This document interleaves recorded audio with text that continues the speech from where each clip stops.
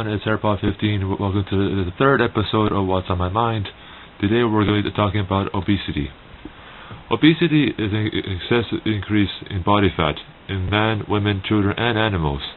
Fat in the body is stored primarily in specific cells, which are known as adipose or fat cells for easy reference, in the adipose tissue. If you were to look at it under a microscope, you can see that the fat cells are very different in appearance from other cells. Most cells contain a large amount of cytoplasm, with a cell nucleus near the center of the cell. Obesity is the medical term for people whose weight is jeopardizing their health. At the simplest level of obesity is the result of eating more calories in the food that are required by the body. In most cases, the underlying cause of obesity in a given individual is unknown. Obesity is a common problem in the degree from mild to severe. In addition, there is evidence that the incidence of obesity may be increasing. For a long time, healthy eating for boomers was equated for eating high fibers and low fat. Many boomers during their 30s adopted this diet. They eat stuff like salad, high fiber breads, pasta, and of course a little bit of meat. They exercised regularly and were able to keep their weight at a steady level. But by their mid-40s and early 50s, the baby boomers noticed a sudden weight gain.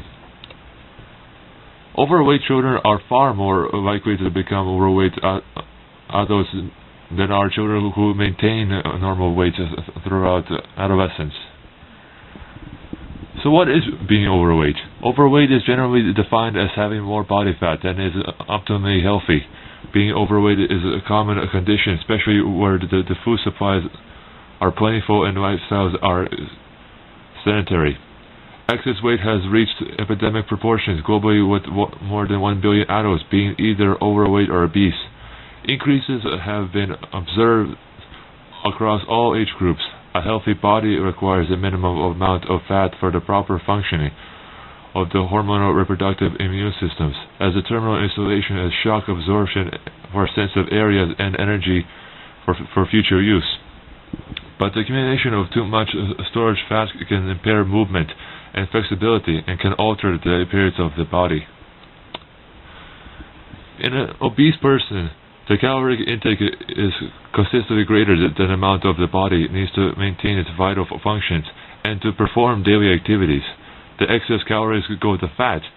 Since the individual is in a positive energy balance, the body weight increases and the body increases, expanding the adipose tissue.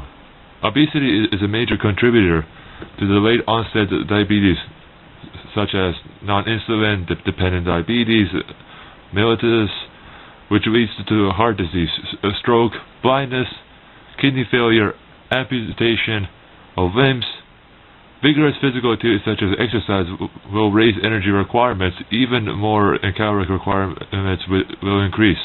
It is known that obesity brings many health hazards with it, including heart attacks, strokes, and diabetes of all its complications. Obesity is a serious concern to all healthcare practitioners.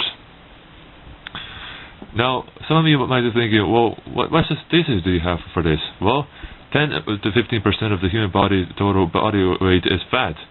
The prevalence of obesity in the Canadian workforce, especially for men, has risen during the past decade. In 2005, it was recorded that 15.7% of employed Canadians ages 1864 or more than 2 million people were obese, up from 12.5% in the mid-1990s. So that's a big change if you know what I'm talking about. That 10 to 25% of all teenagers and 20 to 50% of all adults have a weight problem. Up to 50% of individuals' tendency to become obese may be in their genes. According to a scientific study, men in their mid-50s to early 60s were recorded to be more obese than women in the same age range, ranging from 64% for the men's side and 55% for the female side. From 1978, 13.8% of the Canadian population was obese, and as the years went by, more people became obese. In 2007, it was recorded that 16.9% of the Canadian population is obese. So what does this all mean? Well, it affects all of us personally. Now, as an athlete myself, I have to stay in top physical form, and to me, eating a lot of junk food is not the way for me to balance out my diet. The correct way for me to stay healthy is always to eat right and exercise plenty. Becoming healthier throughout your years as a young person, you should always make sure to keep your body in a good top form, even when you get older. Now, I like to eat McDonald's sometimes, but I'm kind of offended at the way how like all their food is extra fat and the French fries are always over salted. I mean, have you ever went to McDonald's before? It's too much salt. They take a freaking whole dash of salt shake and just shake the hell of it on all of their fries, which is just disgusting. I'm more of a Subway for person. And no, this is not a promotional video for Subway, if you've just been thinking. So that's all I have to say for this episode. I know it must have been a little bit boring to listen to me to talk about a boring topic as this one, but this is something that I've been thinking about for the past couple of days, and I wanted to address this issue.